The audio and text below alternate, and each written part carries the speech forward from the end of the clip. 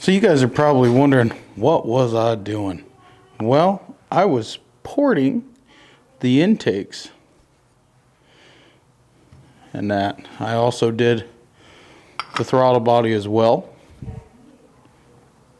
Intakes. Now there's still some stuff I gotta finalize on them, you know, smooth out some stuff a little more, but that's what I did for the whole day pretty much, working on those. And there's something that I wanted to talk about on this engine.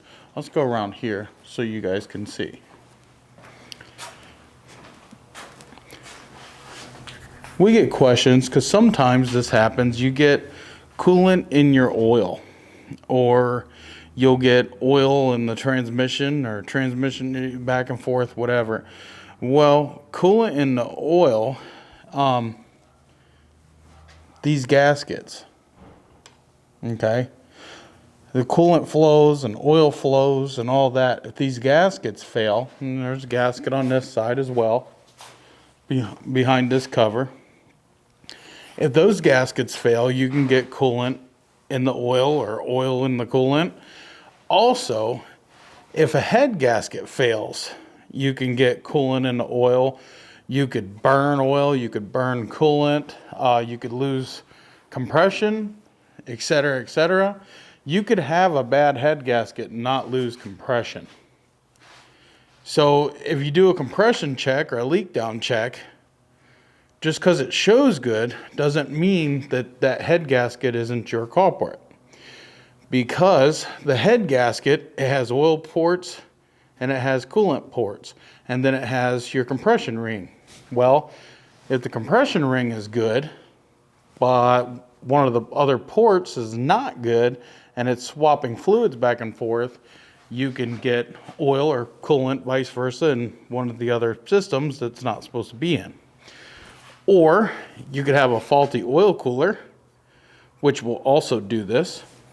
So it's I live across the street. yeah. Okay, sorry about that, guys. A neighbor asking a couple questions.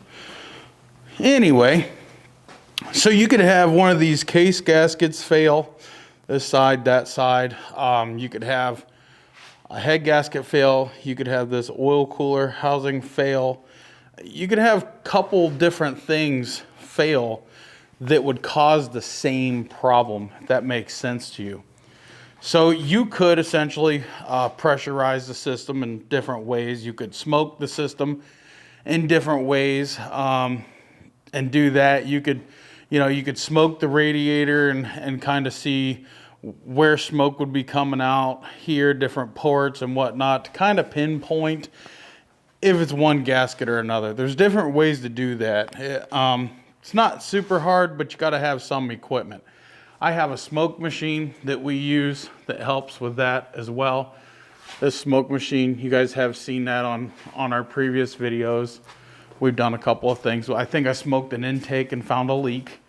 Yeah, so there's different things you can do. But yes, somebody had mentioned that to me. I should probably go over that. And that was a great idea. That was Lonnie, my buddy Lonnie. He's like, Red, you should definitely do a video on it. I'm a good deal. Because he actually had that issue happen. And I'm like, yeah, I never really thought about that. But I have a motor here apart and we're, able to go over that type of stuff. Another thing I wanted to talk to you guys about is I found a lot of dirt ingestion in this motor. And we are going to shove a camera down the plug holes. We're going to do that here in a minute and see what's down in there without pulling the head right now. But I found the culprit intake boot. You see that? Hopefully you see all those cracks? That's what did it. So I found that in the intake. It was really bad too. And when I took the intake off, I was trying to figure out why it had dirt ingestion, because I did see a little bit in the throttle body, mainly in the back though, not the front. If there's dirt ingestion coming in through here, you're going to see traces of it. But if there's dirt ingestion coming in from the back, you're really going to see it. So, and we seen more dirt in here and these than really on the throttle body side of things. So I got to looking at the boots, and sure enough, found some cracked ones. So these aren't going to hold up to any kind of turbo. No way, shape, or form. They are done for, is what it is. This one, not too bad. It does have a couple of cracks, but not too bad, not as bad as that one. So that's where the dirt ingestion comes from. And one way you can check that, get you some brake cleaner, and while your motor is running, you can spray it. And if the motor revs up or tries to die or changes in idle in any way, you know you just found a leak. So you just go sparingly, you know, just, and it will change. And that indicates some sort of a vacuum leak. It could be the gaskets here, which I did find a couple of the gaskets leaking as well. It could be the gaskets here. It could be those intake boots. It could be a number of things, you know, could be even a crack in the head. Okay. I have not on CFMOTO, but I have seen other brands where they would form cracks and it would suck in not so much a lot of dirt, but air. It would suck in and create a vacuum leak. So I have seen that in my past years' experience of working on small engines, even car engines, you know, they do the same type of stuff. But all right, guys, let's go ahead and, as promised, pull the spark plug out and shove the inspection camera down in there. Get that out of there.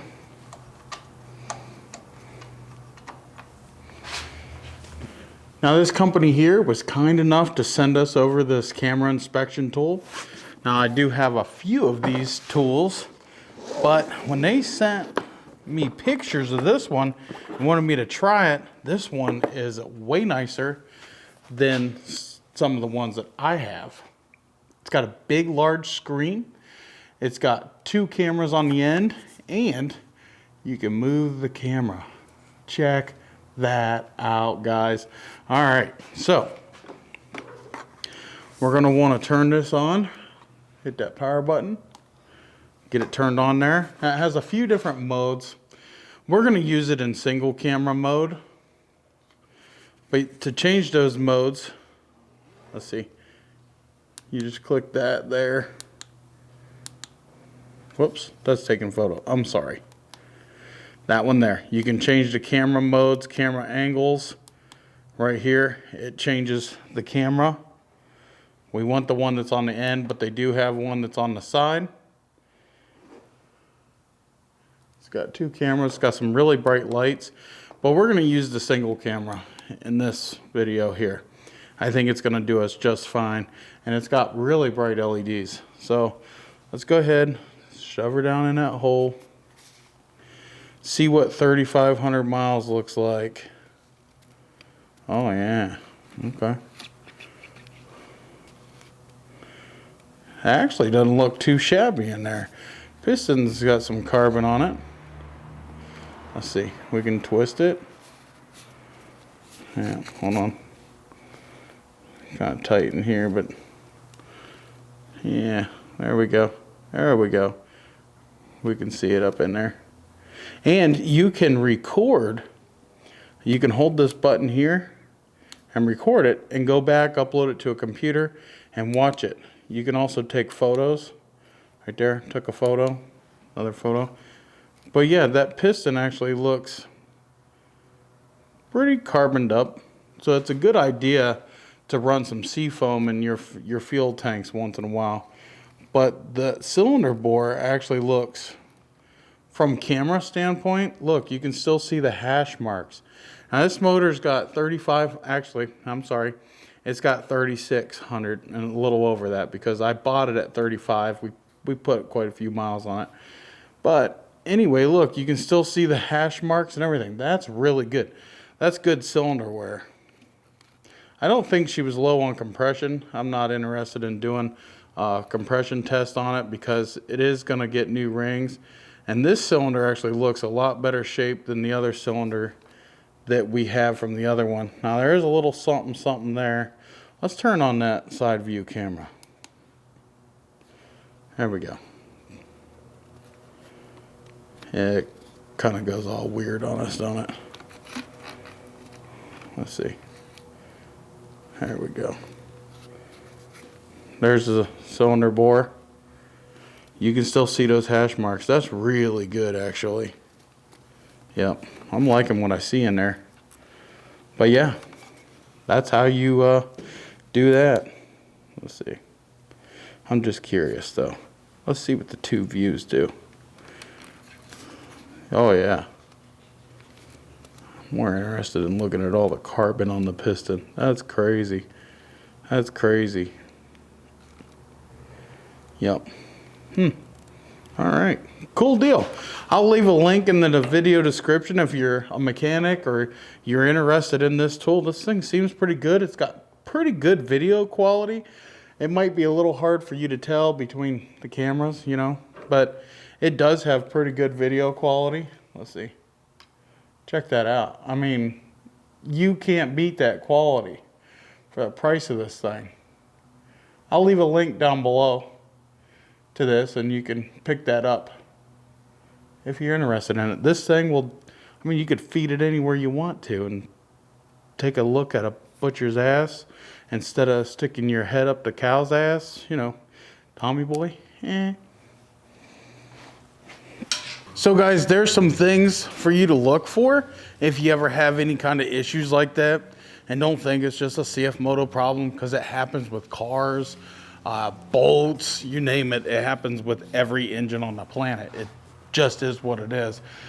But I figured we would port that intake. I still got to do some cleaning up, smoothing things over. It's almost done, but nonetheless, it gives us something to do while we're waiting on the motor. The motor was supposed to be here this week, but in true CFMOTO fashion form, wouldn't you know, it didn't come this week yet. It is what it is. But as soon as we get it, we'll at least be ready for it, and we'll be able to put some of the parts on and get it down into this chassis here and get it ready for the turbo. That's going to be the most exciting part, is the turbo. So guys, I want to thank you for watching this short video. Hopefully we educated you a little bit on some motor stuff. If you like what we do, smash that thumbs up button and hit that subscribe button. If you want to support what we do, you can go on over to our website, rngperformance.net, and purchase a shirt or CFMOTO parts, accessories, anything you need. You can give us a call and we'll hook you right up. Thank you guys. Peace out. We'll see you in the next one.